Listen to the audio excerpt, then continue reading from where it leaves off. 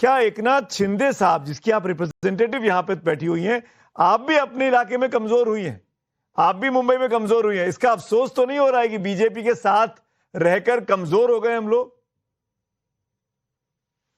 नमस्कार सबको। और सबसे पहले मैं तो ये कहूंगी कि महायुति को जनादेश मिला है। हम धन्यवाद देते हैं उस जनता को जिन्होंने सिर्फ प्रगति को स्वीकार किया। हमारे नेता एकनाथ जी शिंदे का स्ट्राइक रेट हमेशा रहा है 20% मोर्चेट मिला है शिंदे सेना को, 34% बीजेपी को, और आज महायुति का महापौर जरूर मिलेगा मुझे। जी, लेकिन क्या परिवारों का प्रभुत्व खत्म होता जा रहा है? देवेंद्र फडणवीस आज की तारीख में महाराष्ट्र के सबसे बड़े नेता बन गए हैं। आप मानेंगे इस बात को जो केशव भाई बोल रहे थे?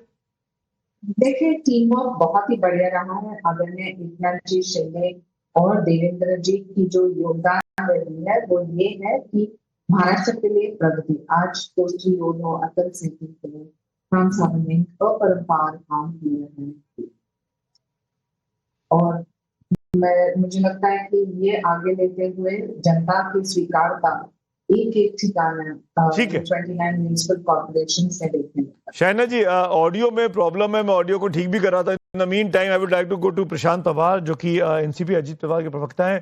प्रशांत जी, शुभकामनाएं, बधाई, आपकी महायुति बहुत अच्छा कर रही है। पर मेरा सवाल थोड़ा सा आपको चुभ सकता है, और वो ये कि पुणे में क्या हो गया? वो तो आपका अपना इलाका था। मैं देवा भाऊ को, हमारे महाराष्ट्र के मुख्यमंत्री, उनका बहुत बहुत स्वागत करता हूँ। उन्होंने काफी मेहनत ली है। वैसे आप जैसा बोल रहे हैं कि पुणे में हमको क्या हो गया, पुणे में अजीत दादा ने बहुत मेहनत की, पिंपरी चिंचवड़ में भी मेहनत की। उन्होंने जो एजेंडा दिए थे पब्लिक के सामने रखा था कि पानी का हो गया, रोड का हो गया, मेट्रो का हो गया, तो ठीक है, लोगों ने नहीं एक्सेप्ट किया। लेकिन ऐसा भी नहीं हुआ कि हम पूरा साफ हो गए, ऐसी बात नहीं है। फिर हम चलेंगे। नहीं, आपको लगता नहीं है प्रशांत बाबू कि अगर आप बीजेपी के साथ रहते तो ज्यादा भला होता, बजाय आपस में गठबंधन करने के? परिवार के साथ चले गए आप, शरद पवार के साथ चले गए। भी है ना, महाराष्ट्र में हम लोग युति में ही है, हम युति में ही रहेंगे। नहीं, हम तो युति थोड़ी तो महाराष्ट्र की बात, मैं पुणे की बात कर रहा हूँ। पुणे में अगर आप बीजेपी के साथ रहते तो ज्यादा फायदे में रहते आज। नहीं, स्थानीय मुद्दा था। स्थानीय मुद्दा में जो हमको अजीत दादा को लगा कि यहाँ पे जो भी कुछ करप्शन हुआ, जैसा भी हुआ है, तो वो उनने सोचे थे कि इसमें अपने को ज्यादा ये मिलेगा।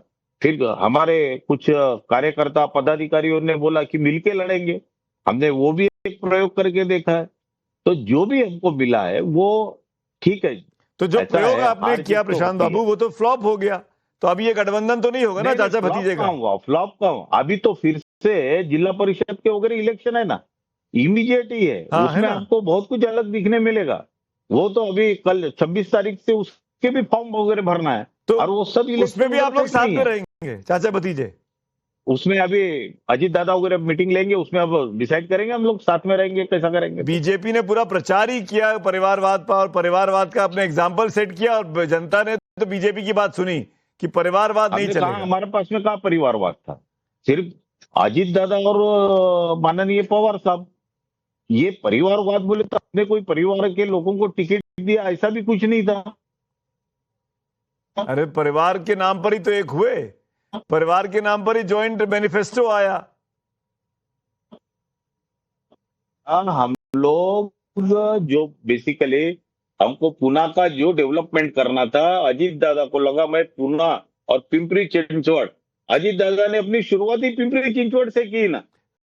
आज पहली बार जो मेंबर ऑफ पार्लियामेंट बने अजीत दादा, वो पिंपरी चिंचवड़ से ही बने, तो उनको ऐसा लगा। तब 3-3.5 लाख वोट से चुन के आए थे वो। मैं आऊंगा उस नंबर पर भी आऊंगा प्रशांत जी। लेकिन लगता है बीजेपी का जो प्रभुत्व महाराष्ट्र में हो गया स्थापित, उससे तो सीमा मलिक भी इनकार नहीं कर सकती, और जगदीश शर्मा भी नहीं कर सकते। जगदीश जी, ऑडियो नहीं आ नहीं रहा है। अच्छा ठीक है, मैं बोलता हूँ ऑडियो ठीक करा दो भाई। शहना जी के लिए भी और प्रशांत जी के लिए भी ऑडियो ठीक हो जाना चाहिए। लेकिन जगदीश शर्मा, मेरा सवाल आपसे है, कहां कांग्रेस के बीच मुंबई और मुंबई के आसपास के सभी सांसद कांग्रेस के होते थे आज से 15 साल पहले, उस विधानसभा में कांग्रेस की सरकारें थी, 15 साल कांग्रेस एनसीपी ने सरकारें चलाई, खत्म, टाटा बाय बाय, ऐसा क्यों जगदीश शर्मा? सुमित भाई, आप बहुत अच्छे पत्रकार, मैं आपका दिल से बहुत सम्मान करता हूं, आप सीनियर भी हैं और मैं हमेशा आपकी एक पत्रकारिता जगत में इमेज है और मैं समझता हूं आपने जो शुरुआत करी है कि ये जीत नरेंद्र की या देवेंद्र की है, कंफ्यूज पैदा कर दिया है मेरी नजर में। तो अगर नरेंद्र को पता लगा देवेंद्र जीता तो बेचारे का बुरा हाल हो जाए। आप समझते हैं समुद्र लौट के आऊंगा, ऐसा समुद्र जाएगा दोबारा कभी नहीं आएगा अगर नरेंद्र भाई नाराज हो गए तो। ये जीत नरेंद्र की रखी जाए तो बढ़िया, क्योंकि बाहुबली तो वही है। पर हालात यह है कि सुमित भाई, आज के समय में ना तो मीडिया बता पाती ना नेता पता पाते कि रिजल्ट क्या आएगा, सब आंकड़े फेल हो जाते हैं। 3 आदमियों को रिजल्ट का पता होता, अमित शाह जी को, एक मोदी जी को, चुनाव आयुक्त को, उनको पता सोच से ज्यादा।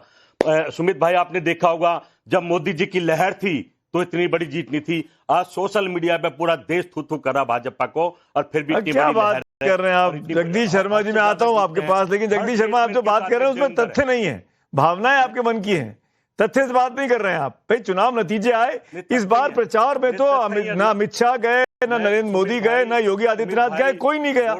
ये तो म्युनिसिपल चुनाव चल रहे थे, देवेंद्र फडणवीस के नाम पे चुनाव लड़ा गया पूरी तरीके से बीजेपी ने। मैं आता हूं जगदीश शर्मा, मैं केशव भाई, मैं आता हूं। मेरे साथ संजय निरुपम जी जुड़ गए हैं। संजय निरुपम वरिष्ठ नेता हैं एकनाथ शिंदे की पार्टी शिवसेना के। बहुत बहुत स्वागत है आपका संजय जी। संजय जी, एक पॉलिटिकल स्टूडेंट होने के नाते, राजनीति के छात्र होने के नाते सवाल पूछ रहा हूं मैं आपसे, प्रवक्ता की तरह बात मत करिएगा। क्या आप मानेंगे आज की तारीख में, इस वक्त जब मैं आपसे बात कर रहा हूं टाइम्स नाउ नव भारत पे, कि देवेंद्र फडणवीस इस वक्त महाराष्ट्र के सबसे बड़े नेता बन गए? जी हाँ, इससे इनकार नहीं किया जा सकता। देवेंद्र फडणवीस जी महाराष्ट्र के मुख्यमंत्री हैं और उनके नेतृत्व में भारतीय जनता पार्टी पूरे महाराष्ट्र में अलग अलग चुनाव लड़ती है और उनका ही चेहरा बीजेपी सामने रखती है। तो ठीक है, जो सेंट्रल लेवल के जो लीडरशिप है, आदरणीय प्रधानमंत्री श्री नरेंद्र मोदी जी, अमित शाह जी और पूरी बीजेपी तो रहती है, लेकिन जो स्टेट का फेस होता है वो महत्वपूर्ण होता है। तो इस नाते मैं नहीं इस बात से इनकार कर रहा हूं कि फडणवीस जी के, मैं इसलिए आपसे पूछा संजय भाई, इमरजेंस में या 29 में से 25 महानगर पालिकाओं में बीजेपी जीत रही है। देवेंद्र फडणवीस के आसपास पूरा कैंपेन बना, ना प्रधानमंत्री गए, ना गृह मंत्री गए, ना पार्टी अध्यक्ष गए, ना कोई मुख्यमंत्री गया, ना योगी आदित्यनाथ, कोई भी नहीं गया। तो देवेंद्र फडणवीस ने पूरा प्लान किया, पूरा चुनाव लड़ा, पूरा अपने ऊपर, अपने कामकाज के ऊपर निर्धारित किया और उसका फायदा आज मिल रहा है कि बीजेपी को इतनी बड़ी जीत मिल रही है। पहली बार मुंबई जैसे आपके अपने शहर में, जहां के आप खुद नेता हैं, सांसद हैं, विधायक रहे, वहां पर बीजेपी का मेयर होने वाला है। इसको आप कैसे देखते हैं? ये बहुत बड़ी उपलब्धि है। एक अरसे से यहां पर मैं कह सकता हूं कि 1985 के बाद से लगातार शिवसेना एक समझ लीजिए कि मुंबई की राजनीति के सेंटर में रही है, जो अनडिवाइडेड शिवसेना थी। आज भारतीय जनता पार्टी उनके पीछे, उनके साथ अलायंस करके किसी तरह से बीजेपी और शिवसेना की सरकार आती रहती थी, लेकिन आज हालात ये हैं कि बीजेपी मुंबई में एक सबसे बड़े दल के रूप में उभर करके आई है। हाँ, जब बीजेपी सबसे बड़े दल के रूप में उभर कर आ रही है, तब निश्चित तौर पर हमारी शिवसेना, शिंदे साहब के नेतृत्व की जो शिवसेना है, उस शिवसेना ने भी उनके साथ अलायंस किया और कहीं ना कहीं हमारा भी बहुत बड़ा योगदान है। लेकिन जहां तक चेहरे की बात है, जहां तक स्ट्रेटेजी की बात है, रणनीति की बात है, तो निश्चित तौर पर फडणवीस जी एक बहुत अच्छे ओरेटर हैं, बहुत अच्छे रणनीतिकार हैं और उनके चेहरे पर मुंबई के लोगों ने वोट तो दिया है, इस बात को स्वीकार करना चाहिए। आपके अपने इलाके, जो कि शिंदे साहब का इलाका है ठाणे में, वहां पर भी उतने मजबूत आप लोग नहीं दिखाई दिए इस बार, क्यों? देखिए, ऐसा है कि ठाणे तो प्रारंभ से ही शिवसेना का गढ़ रहा है और वहां से उद्धव ठाकरे या राज ठाकरे या ठाकरे के नाम पे जो वोट थे, उन वोटों में घुस करके शिंदे जी जो लगातार अपना एक वर्चस्व बना रहे थे, उस वर्चस्व को बनाने में थोड़ा वक्त लगता और उस वक्त के साथ साथ धीरे धीरे आज शिंदे जी शिवसेना के 1 नंबर के सर्वोच्च नेता करके ठाणे, कल्याण, डोंबिवली, उल्लासनगर इन क्षेत्रों में उभर करके आए। वहां जो भी वोट मिल रहे हैं शिवसेना को, वो शिंदे जी के नाम पे मिल रहा है और मुझे नहीं लगता कि हमारे जो आंकड़े हैं ठाणे में, कल्याण में, वो बहुत खराब हैं, बहुत अच्छे आंकड़े हैं और वहां शिवसेना बीजेपी दोनों मिलकर लड़ रही थी, दोनों पार्टियां एक दूसरे की पूरक थी, दोनों पार्टियों ने अपने अपने जो वोट हैं वो एक दूसरे के साथ शेयर किए हैं और उसके बाद दोनों पार्टियां यानी महायुति मिलकर के वहां पर जीत करके आती हुई दिख रही है। तो शिंदे साहब के नेतृत्व बहुत अच्छे ढंग से निखर कर ठाणे डिस्ट्रिक्ट में और ठाणे के आसपास के इलाकों में निकल कर संजय जी, आया अगर है। मैं मुंबई की स्पेसिफिकली बात करूं, बीएमसी की फीडबैक जो जानकारी है जी, मैं अगर बीएमसी की बात करूं तो आपकी पार्टी करीब शिवसेना शिंदे जो है वो 30, 32, 33, 34 सीटें जीतती हुई दिखाई दे रही है अभी तक, जब मैं आपसे बात कर रहा हूं। क्या यही शिवसेना है असली बाला साहब ठाकरे की? 227 में से 30-35 सीटें, क्या यही बाला साहब ठाकरे की शिवसेना है? देखिए, इसके पार जाकर के हम कुछ चर्चा करते हैं। मुंबई में एक अरसे से एक भाषा के नाम पे, जाति के नाम पे, प्रांत के नाम पे राजनीति होती रहती थी और चुनावों में वही मुद्दे होते थे। इस चुनाव में भी वही मुद्दा था और दोनों ठाकरे भाइयों ने इसी को मुद्दा बनाने की कोशिश की थी। लेकिन फडणवीस जी और एकनाथ शिंदे जी ने दोनों ने मिलकर के मुंबई में चुनाव का जो एजेंडा बनाया वो विकास का एजेंडा बनाया।